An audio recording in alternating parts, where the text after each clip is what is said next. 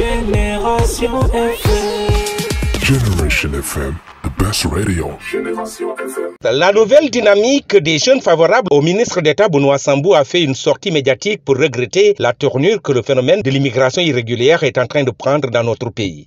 Ces jeunes de l'Alliance pour la République ont engagé un élan dont l'objectif est de travailler pour renverser la tendance des urnes dans une région devenue ces dernières années le fief de l'opposition.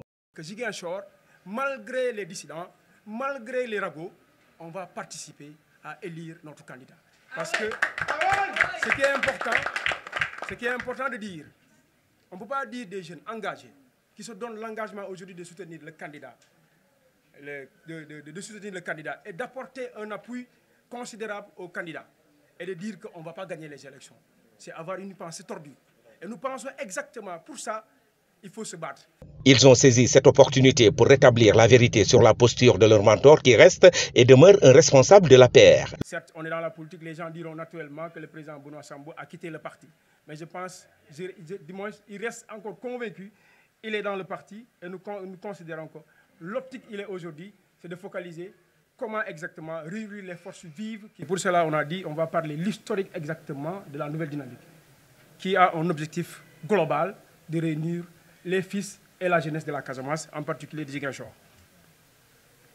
En deuxième axe, le camarade l'a dit, on va faire axe sur la dynamique d'accompagnement du PSE. Qui veut dire quoi?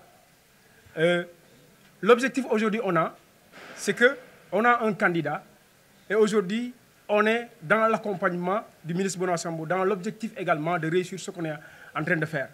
Pour ce faire, la nouvelle dynamique va dans le sens d'accompagner en réalité le candidat, également de poursuivre à des objectifs qui vont nous faire gagner les élections. Le deuxième, c'est que la nouvelle dynamique interpelle également le futur, on le souhaite bien sûr, le futur président de la République, on souhaite notre candidat, que de s'inspirer également dans le processus de développement du PSE, dans l'objectif également de trouver des solutions idoines de la question de l'employabilité des jeunes et des femmes. Parce qu'aujourd'hui, on a constaté que sérieusement, ça devient un problème socio-économique très compliqué. Le point sur l'enclavement de la région aggravé par l'arrêt des liaisons des bateaux a été au menu de cette rencontre des jeunes apéristes. Seuls ceux-là qui l'ont bloqué savent les raisons pourquoi ils l'ont bloqué.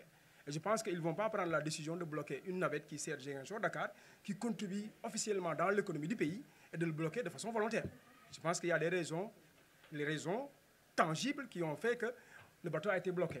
Maintenant, nous, en termes civils normaux, on ne connaît pas les informations. Mais ce qu'on fait, on lance un appel au gouvernement de trouver des solutions pour l'opérationnalisation de la navette de Ziguinchor.